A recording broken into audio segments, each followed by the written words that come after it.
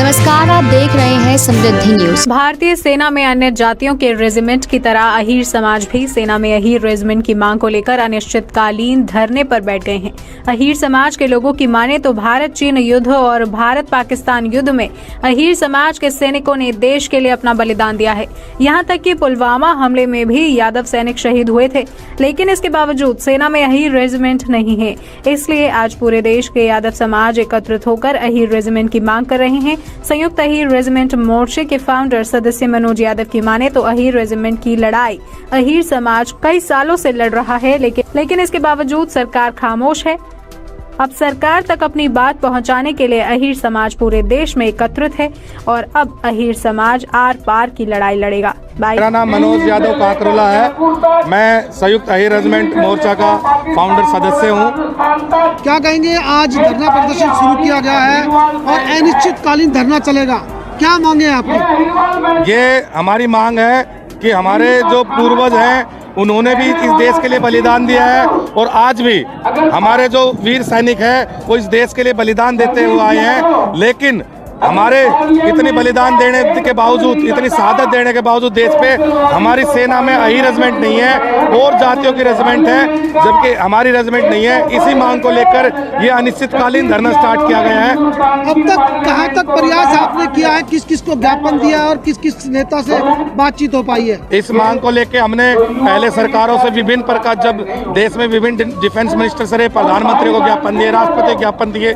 इस बात को लेकर हमने पहले आंदोलन भी किए, भूख हड़ताल भी किए, लेकिन सरकार ने सिर्फ आश्वासन दिया, लेकिन उस पर कोई कार्रवाई नहीं करी। जब मनोहर पर्रिकर रक्षा मंत्री थे उस वक्त भी हमें आश्वासन मिला था कि इस पे आपकी मांग की सही है और इसको जल्दी मानेंगे, लेकिन हमारी मांग पे कोई कार्रवाई नहीं हुई। इसलिए समाज ने, पूरी 36 बिरादरी ने मिलकर ये फैसला लिया है, इस मांग को लेकर इस बार आर पार की लड़ाई लड़ने का काम करेंगे। पहला दिन है, कौन कौन लोग यहाँ पहुंचे थे? पूरे इलाके की आसपास की सरदारी, सरपंच, एक्स सरपंच, पार्षद, ब्लॉक समिति मेंबर और पूर्व विधायक भी आए हैं। सेलिब्रिटी एमडी यादव, राहुल फाजुलपुरिया समाज के सेलिब्रिटी लोग भी आए हैं और हरियाणा से और राजस्थान से भी लोग आए हैं, गुजरात से भी लोग आए हैं और नोएडा से, यूपी से भी लोग आए हैं, बिहार से भी लोग आए हैं, मध्य प्रदेश से भी लोग यहाँ आए हैं, अपने हाजिरी लगाने का काम किया है। क्या कहेंगे, अगर मांगे नहीं मानी जाती है तो क्या दिल्ली का भी घेराव करने का प्रयास किया जाएगा? सबसे पहले तो हमारा मकसद ये है कि हम अपने पूरे यादव समाज को जागृत करें। ये धरना हमने यहाँ स्टार्ट कर दिया है और जो हमारी टीम है वो पूरे देश में जाएगी, पूरे देश में इस मुद्दे को लेकर, क्योंकि ये पूरे एक यादव का मांग नहीं है, ये 22 करोड़ यादवों की मांग है। इस मांग पे सब एक हैं और 22 करोड़ यादव को जगाने का काम करेगी और पूरे देश में ऐसे आंदोलन विभिन्न प्रदेशों में काम करेगी और हम सब मिलके एक मजबूत आगे लड़ाई लड़ेंगे। आप सभी को याद होगा 18 नवंबर 1962 रेजांगला इतिहास, हमारे 114 वीर हीरों का बलिदान। तो क्यों नहीं हमारे अहीर रेजिमेंट, तो अहीर रेजिमेंट की मांग को लेके मैं हर रोज इस अनशन में शामिल रहूंगा और सभी से रिक्वेस्ट है भाई, 36 बिरादरी से रिक्वेस्ट है कि भाई इस मुहिम में हमारा बढ़ चढ़ कर साथ दो मेरे भाई, सब से रिक्वेस्ट है और बाकी हमारा हक है और हम लेकर रवांगे इस हक ने। आपको बता दें कि अहीर रेजिमेंट की मांग को लेकर अहीर समाज के लोग लंबे वक्त से लड़ाई लड़ रहे हैं, लेकिन अब तक इस मामले में सरकार की तरफ से कोई पहल नहीं की गई है।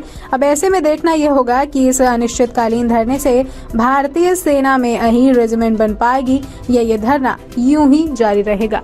धन्यवाद। एक तो मैं सारे मीडिया के साथियों का, देखिए ये जायज़ मांग है इनकी।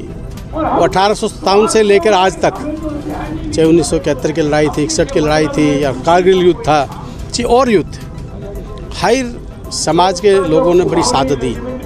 और जिस घर से जिस माँ का बेटा जाता है, जिस बहन का भाई जाता है, जिस पत्नी का पति जाता है, तो आप समझते हो। देखिए इसमें चाहे कांग्रेस पार्टी है, चाहे बीजेपी है, चाहे कोई और दल है, इनका पूरा समर्थन करना चाहिए। मैंने विधानसभा के अंदर भी मैंने सभी अपने दलों के साथ मैंने ये मांग उठाई थी कि भाई सभी मिलके विधानसभा में पारित करें और ऊपर लोकसभा में भेजें कि भाई सर्वसम्मति से पास करके अहीर रेजिमेंट को बढ़ाना चाहिए। और मैं पूर्ण रूप से अपनी तरफ से, अपने साथियों की तरफ से पूर्ण रूप से समर्थन करता हूं और इस लड़ाई में मैं इनके साथ खड़ा हूं।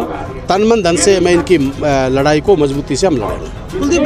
देखो, ये बहुत पुरानी लड़ाई है। पिछले 20-25 साल से मैं भी इसके लिए कई बार पदयात्रा, राष्ट्रपति भवन तक भी गया, जंतर मंतर पे भी गया, लेकिन जो हमारे चुने हुए नुमाइंदे हैं उन्होंने लोकसभा और विधानसभा में हमारा साथ नहीं दिया। ये जो मुद्दे हैं, जो भी इस तरह की चीज़ें पास होती हैं वो पार्लियामेंट में होती हैं, और मैं तो पार्लियामेंट पहुंचा नहीं, विधानसभा में भी हमने उठाया।